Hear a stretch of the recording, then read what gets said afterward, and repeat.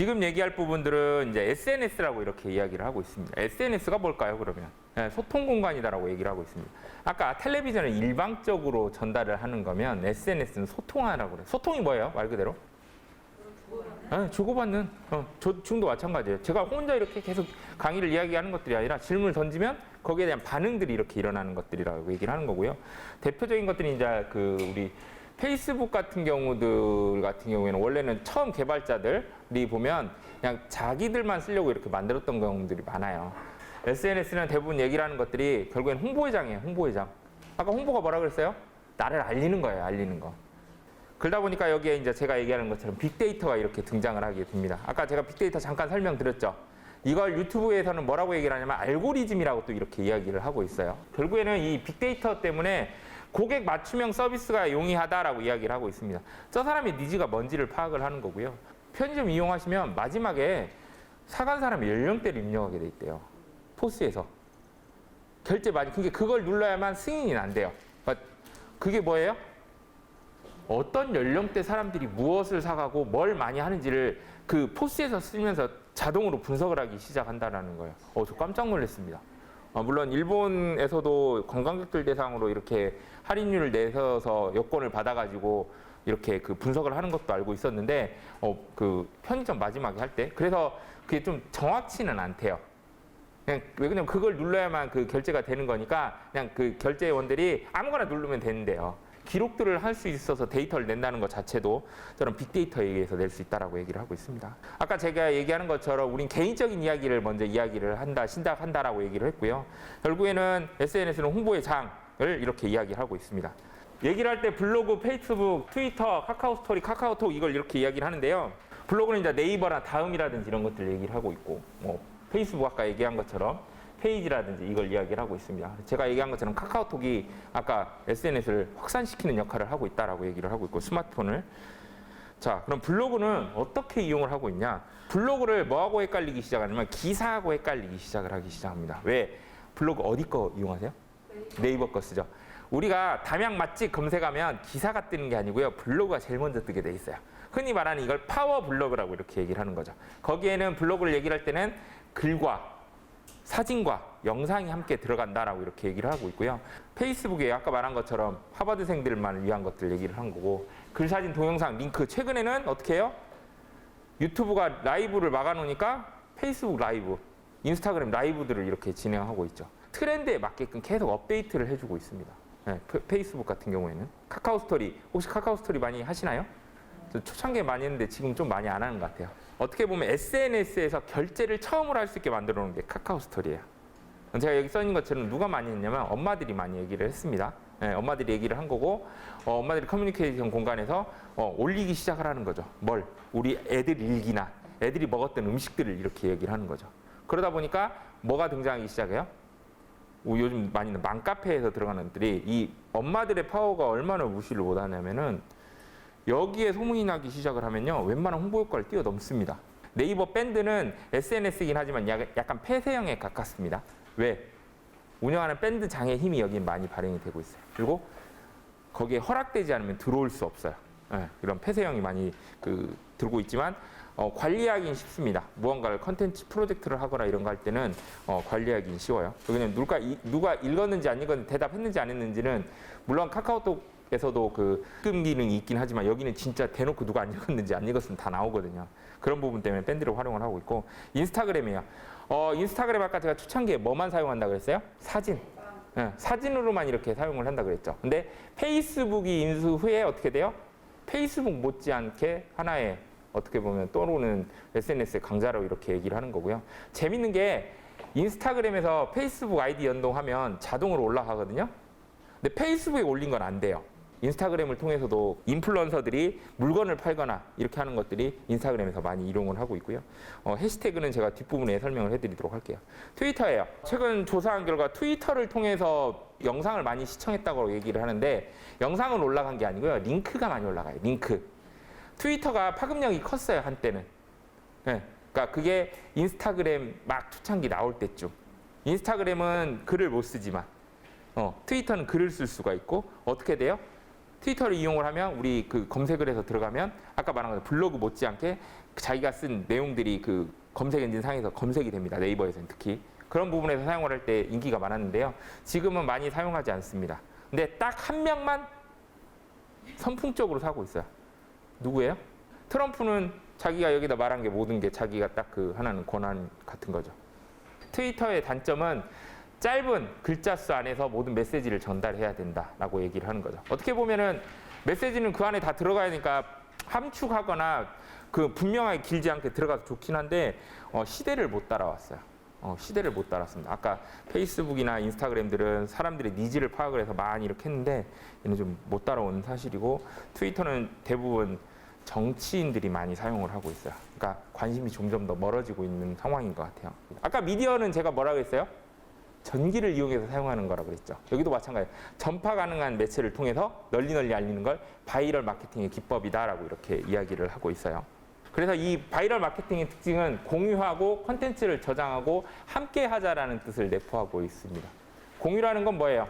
내가 알고 있는 게 아니라 지금도 어떻게 보면 우리가 함께 공유하고 있는 공유의 장이잖아요. 함께 하는 것들을 얘기를 하는 거고 그게 보지 않는다면 누군가의 그 공유를 통해서 어떻게 해요? 너도 여기 와서 해봐라. 같이 하자. 이걸 얘기를 하고 있는 거죠.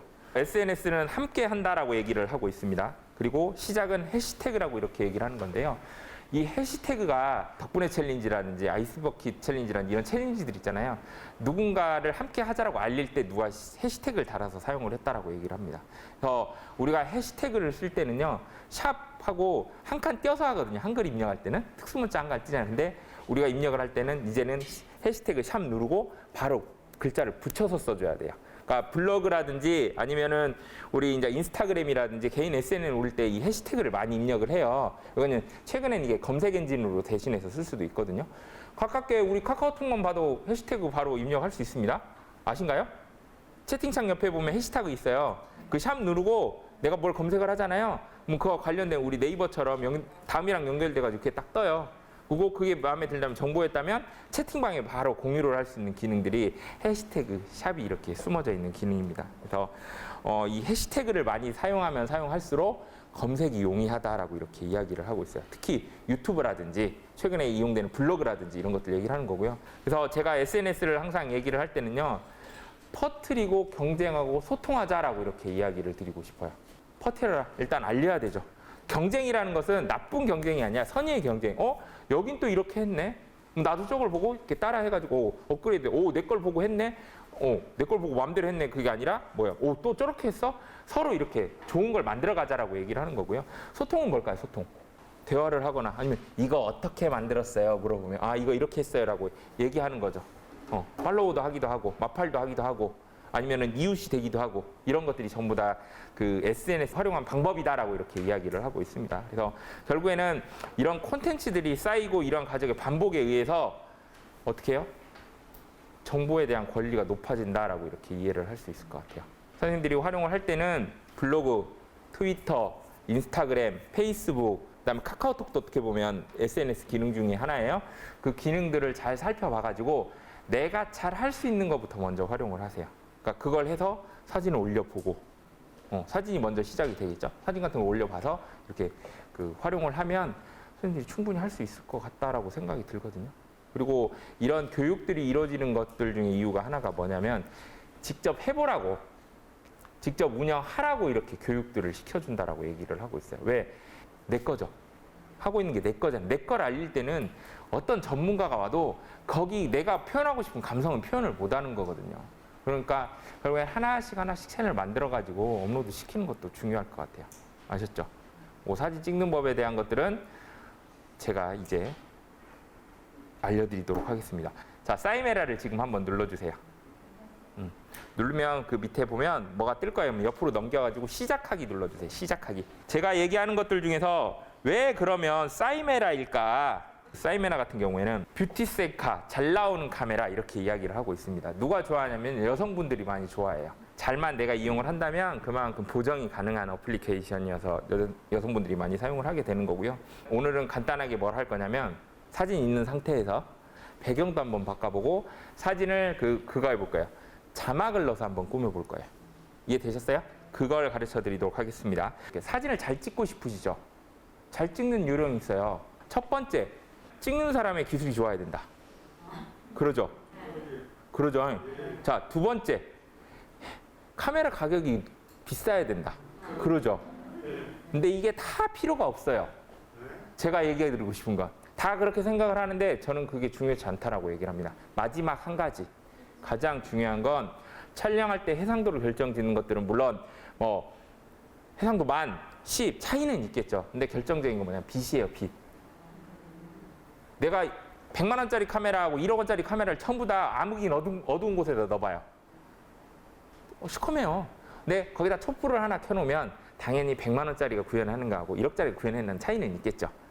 네, 근데 그건 우리가 사진 찍으면서 몇 번이나 있겠어요. 네, 솔직히. 지금 이 강의실 환경만에서도 사진을 찍을 때 충분하다라고 저는 보거든요. 이 정도 빛이면은. 밖에 나가면 더 땡큐고. 그러니까 결국에는 내가 사진을 잘 찍고 그다음에 그 화질을 결정짓는 요소는 아까 말한 대로 실력과 비싼 장비가 아니다라는 걸 얘기 드리고 싶은 거예요. 빛만 잘 이용하면 돼요. 이 안에서도 이제 사진 이렇게 얘기할 때 이 안에서 피해야 할 공간이 있습니다. 어딜 피해야 될까요? 절대 서지 말아야 할 공간. 선생님들 있는 위치에서 제가 여기 서면 이렇게 찍으면 어떻게 나와요? 시커멓게 나와요. 그걸 역광이다라고 이렇게 이야기를 하고 있습니다. 그러니까 그 부분들을 피해서 찍으면 좋아요. 그럼 오히려 이렇게 놓고 찍으면 좋죠. 왜? 여기에 있는 빛도 받고 밖에서 들어오는 빛도 받고. 이게 이제 찍는 요령이에요. 이것만 잘 해서 활용하셔도 카카오톡 프로필도 바꿔보고 아까 말한 대로 친구들 사진 가지고 꾸며줘가지고 아까 볼도 좀 이렇게 만들고 이모티콘도 좀 넣어보면 재밌는 시간이 될 것 같아요. 자, 지금 이렇게 올려놓은 상태에서 여기 보면 편집이라고 있죠. 편집. 편집을 눌러서 들어가 주십시오. 편집을. 그러면 뭐가 뜨냐면 내가 찍어놓은 갤러리에 사진들이 막 조그맣게 막 보여요. 그러죠? 사진을 한 장만 선택해 주십시오. 편집, 보정, 효과, 미용, 꾸미기가 이렇게 보일 거예요. 아이폰은 아래쪽에 있습니다. 네, 아이폰은 아래에 있고 위에, 갤럭시는 윗부분에 이렇게 보일 거예요. 여기서 편집을 눌러주십시오. 편집. 누르고 나면 그 밑에 뭐가 보여요? 콜라주, 소셜핏, 거울 효과, 회전 이런 게 보이죠? 여기 보면 자르기가 있어요. 자르기. 자르기를 한번 눌러보실래요? 자르기는 뭐예요? 말 그대로. 내가 어떤 특정한 화면에서 불필요한 것들 잘라내기 보이는데 여기 보면 비율도 이렇게 있는데요. 옆으로 밑에 걸 넘기면 자유롭게라는 게 있어요. 자유롭게. 네, 자유롭게. 내가 원하는 모양대로 얘를 좌우로 막 움직일 수 있는 거예요. 불필요한 것들을. 그래서 그 하얗게 시커멓게 된 부분은 잘릴 부분이고 하얗게 맑게 보이는 부분이 내가 원하는 곳을 지정하게 되는 겁니다. 이해되셨어요? 네. 자유롭게를 하고 여기에 내가 이 부분만 딱 하려면 적용을 누르시면 그 부분이 잘려서 화면에 보이게 될 거예요. 확인됐어요? 네, 이렇게 자를 수도 있어요. 그러고 나면 얘를 그대로 여기 우리 밑에 보면 하단에 이렇게 저장하는 거 여기 보이시죠? 요걸 눌러서 저장을 하면 그 잘린 화면이 갤러리에 저장이 되는 거고, 네, 사진 저장 완료가 뜨고 한 장 더 편집하기라는 게 보일 거예요. 그러면 아까 건 이미 자른 상태에서 끝난 거예요. 이해되셨습니까? 기본적으로 활용하는 게 자르기 기능이 여기 있고, 자, 한 장 더 편집하기 눌러서 다시 한번 사진을 가져올게요. 자른 사진을 가져오셔도 되고 어떤 거 꾸밀 수 있는 사진을 한번 가져올게요. 아까처럼 똑같이 편집을 누르는데 이번에는 편집에서 보면 두 번째 소셜핏이라는 게 있습니다. 소셜핏. 네. 누르게 되면 사진이 보이고 그 옆에 위아래로 아니면 좌우로 배경이 흐린 걸 볼 수가 있어요. 확인됐나요? 가로를 불렀으면 위아래가 흐릴 거고 세로를 불렀으면 양 옆에가 흐릴 겁니다. 자, 중요한 게 아니고 손가락 두 개를 이렇게 들어보세요. 어떻게 할까요? 확대, 축소, 돌리기, 비틀기 한번 해보세요. 그래서 얘를 확대는 하지 말고 축소해가지고 좌측 상단이나 우측 하단에 이렇게 사진을 위치시켜 보세요. 배경이 흐린 화면에 내가 방금 부른 사진이 또렷하게 보일 거예요.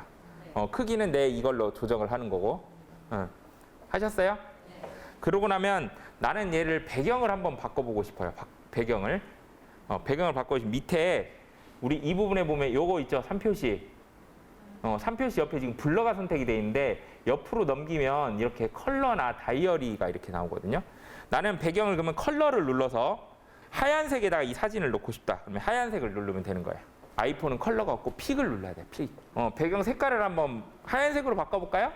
여기 보면 여기 컬러에 들어가면 하얀색이 있을 거예요. 더 이상 사진을 크게 하거나 자르게 하거나 그럴 필요 없죠. 배경 색도 바꾸실 필요 없죠. 없으면 오른쪽 하단에 여기 보면 적용이라고 있어요. 적용을 누르면 얘를 다시 아무리 확대하고 축소하려고 해도 되지 않습니다.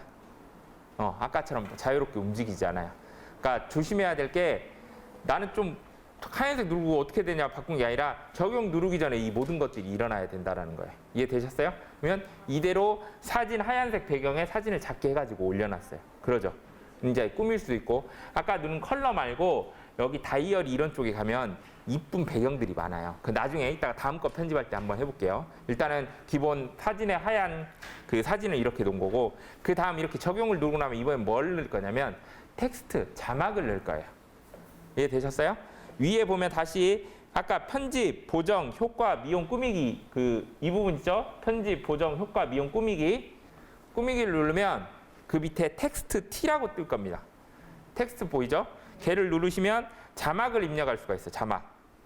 자, 자막을 입력했더니 어떻게 보이냐면 이렇게 자막을 입력하면 4개 귀퉁이에 X표, 좌우 반전 이게 뜰 거예요. 근데 하얀색 배경이시죠? 지금 전부 다. 글자가 아마 하얀색으로 써서 안 보여질 거예요. 그러죠? X, 좌우 반전 이것만 보이죠? 여기 보이면 색깔을 먼저 바꿔볼 텐데요. 색깔을 바꾸려면 여기 이거 우리 왼쪽 하단에 있는 거 연필 표시 보이죠? 얘를 누르면 밑에가 어떻게 뜨냐면 이렇게 떠요. 지금 자판, AA, 그 다음에 세모 이렇게 그 조그맣게 그 다음에 정렬하는 게 있는데 이 세 번째 걸 눌러주세요. 이 세 번째 거. 네모 여러 개 있는 거 세 번째 걸 누르면 컬러가 이렇게 나옵니다. 그러죠? 여기서 색깔을 바꿔줄게요. 노란색으로 한번 바꿔볼까요? 노란색. 글자가 노란색으로 보일 거예요. 아까 하얀색이었던 글자가 이제 노란색으로 보이죠. 그러고 나면 뭘 해야 되냐면 A도 이 위에 A가 있고 아래 A가 있어요. 위에 A를 누른 상태에서 색깔을 누르면 몸체 본통 색깔이 바뀌어요. 근데 여기 아까 A가 밑에 하나 더 있죠. 밑에 이건 뭐냐면 테두리예요. 테두리. 스트로크라고 얘기하는 부분이죠. 그래서 여기를 밑에 테두리를 누르고 아까 노란색이었으면 노란색 본체에 검은색 테두리를 한번 입력해 볼게요. 검정색으로 바꿔주세요. 옆에 화살표 표시 있죠. 얘를 손가락으로 늘렸다 줄였다 하면 어떻게 될까요? 글자 크기를 조절할 수가 있습니다.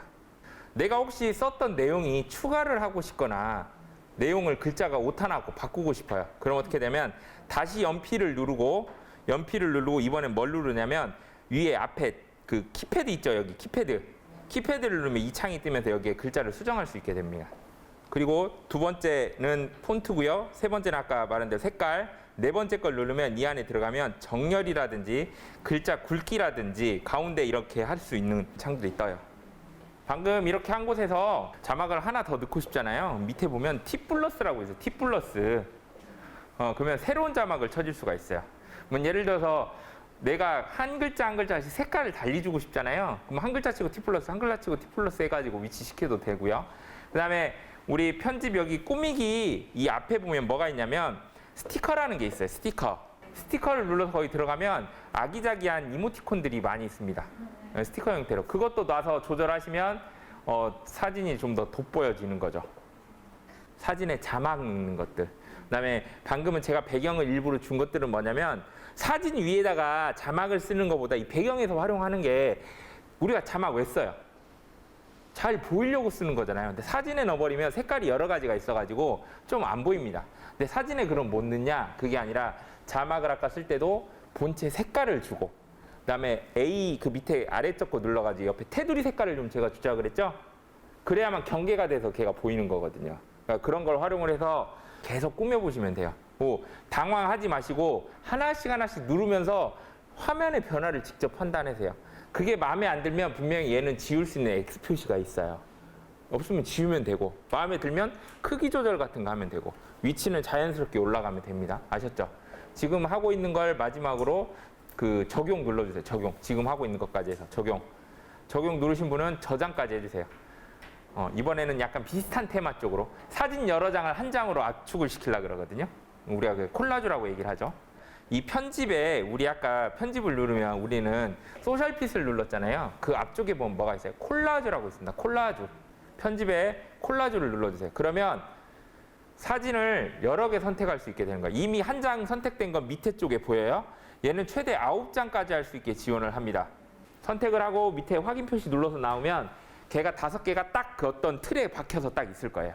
두 가지 기능들을 쓰시면 선생님들이 하고 계시는 일에 홍보하는 데 굉장히 많이 도움이 될 거라고 저는 이야기를 하고 있습니다. 나머지 부분들은 물론 다른 기능을 알아도 좋지만 이 두 가지 기능만 잘 써도 선생님들이 홍보하는 데는 큰 문제 없어요.